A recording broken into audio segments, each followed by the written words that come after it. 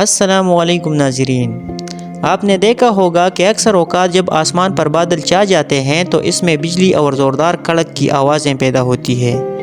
ان بادلوں میں پیدا ہونے والی بجلی کو ہم اپنے آنکھوں سے روشنی کی صورت میں دیکھتے ہیں اور اس کے ساتھ ہی ایک زوردار دھماکے کی آواز بھی سنتے ہیں۔ یعنی بادلوں میں روشنی پیدا ہونے کے ساتھ ساتھ آواز کا پیدا ہونا لازمی ہے۔ اس لیے تو ہم روشنی کو دیکھ کر جلدی اپنے کانوں کو بند کر دیتے ہیں تاکہ ہم اس زوردار آواز کو سننے سے محفوظ ہو سکیں۔ ناظرین و سامعین، کیا آپ کو معلوم ہے کہ بادلوں میں یہ بجلی کیسے پیدا ہوتی ہے؟ اور سب سے بڑھ کر وہ آوازیں جو بجلی پیدا ہونے کے ساتھ پیدا ہوتی ہے۔ اگر آپ ان سوالات کے جوابات جاننا چاہتے ہو تو یہ ویڈیو اینڈ تک دیکھیں۔ آگے بڑھنے سے پہلے اگر آپ نے ہمارے چینل کو ابھی تک سبسکرائب نہیں کیا ہے تو جلدی سے سبسکرائب کر کے ساتھ بیل کا بٹن بھی پریس کریں تاکہ مزید آنے والی ویڈیوز کا نوٹیفیکیشن آپ کو مل سکے۔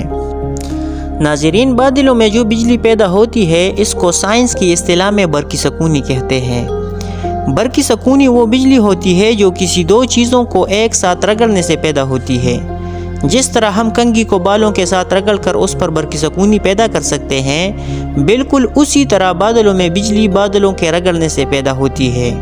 تیز ہواؤں کی بدولت جب بادل ایک دوسرے کے ساتھ رگڑ کھاتے ہیں تو بادلوں کا نیچے والا حصہ الیکٹران گین کرنے کی وجہ سے نگیٹیو بن جاتے ہیں، جبکہ اوپر والا حصہ الیکٹران لاس کرنے کی وجہ سے پازیٹیو بن جاتے ہیں، جس کی وجہ سے نگیٹیو اور پازیٹیو چارجز کے درمیان ہائی پوٹینشیل ڈفرنس پیدا ہوتی ہے۔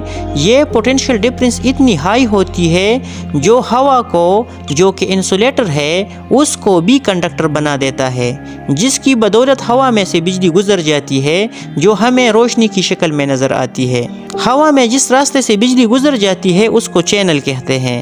عموماً بادلوں میں پیدا ہونے والے چارجز ایک دوسرے کو نیوٹرلائز کر لیتے ہیں، لیکن کبھی کبھی جب بادل زیادہ زمین کے قریب ہو تو بادلوں کا چارجز ایک دوسرے کو نیوٹرلائز کرنے کی بجائے زمین کے قریب ترین حصے کے ساتھ لنک ہو کر زمین میں بہہ جاتے ہیں، جو بہت بڑے بڑے خطروں کا باعث بنتے ہیں، جس سے جنگلوں میں آگ لگ سکتے ہیں، بجلی کے نظام کو خراب کر سکتے ہیں، گھروں کو تباہ کر سکتے ہیں، وغیرہ وغیرہ۔ ناظرین، کبھی کبھی بادلوں کے یہ چارجز اور ہائی پوٹینشیل ڈفرنس بہت زیادہ مقدار میں پانی بننے کا باعث بھی بن جاتا ہے۔ جیسا کہ ہم جانتے ہیں کہ ہمارے ایٹماسفیئر میں ہائیڈروجن اور آکسیجن کثرت سے موجود ہے، لیکن ان کا آپس میں ریئیکشن کے لیے بہت زیادہ انرجی کی ضرورت ہوتی ہے۔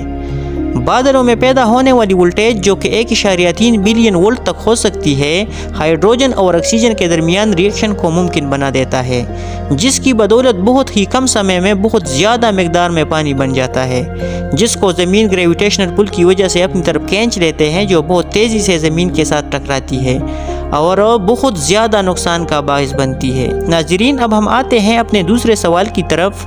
بادلوں میں بجلی تو بادلوں کے رگڑنے سے پیدا ہو گئی، لیکن اس کے ساتھ ساتھ اتنی بھیانک اور زوردار آواز کیسے پیدا ہوتی ہے؟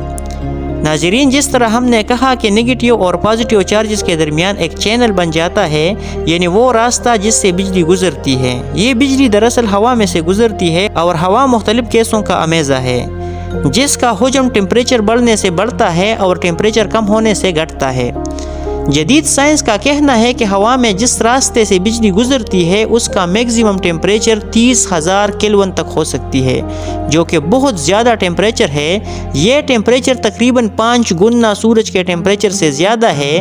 جب اتنی زیادہ ٹیمپریچر ایک ساتھ ہوا میں موجود گیسوں کو مل جاتی ہے تو وہ اچانک ایکسپلوڈ ہو جاتے ہیں، جس سے بہت بھاری، خوفناک اور زوردار آواز پیدا ہوتی ہے، جس کی وجہ سے لائٹ کو دیکھتے ہی ہم فوراً اپنے کانوں کو بند کرتے ہیں تاکہ ہم اس زوردار آواز کی پہنچ سے بچ سکیں۔ چونکہ روشنی کی رفتار آواز کی رفتار سے بہت زیادہ ہے، اس لیے روشنی کو دیکھنے سے ہم آواز پہنچنے کا اندازہ لگا سکتے ہیں۔ اگر ہم روشنی اور آواز کے درمیان وقفے کو نوٹ کریں تو ہم فزکس کے فارمولوں سے چینل کی دوری کا اندازہ لگا سکتے ہیں۔ امید کرتا ہوں آپ لوگوں کو یہ ویڈیو پسند آ گئی ہوگی۔ اگر آپ اس طرح کے مزید ویڈیو سے مستفید ہونا چاہتے ہیں تو ہمارے چینل کو سبسکرائب کر کے بیل کا بٹن پریس کریں تاکہ مزید آنے والی ویڈیوز کا نوٹیفیکیشن بر وقت آپ کو مل سکے۔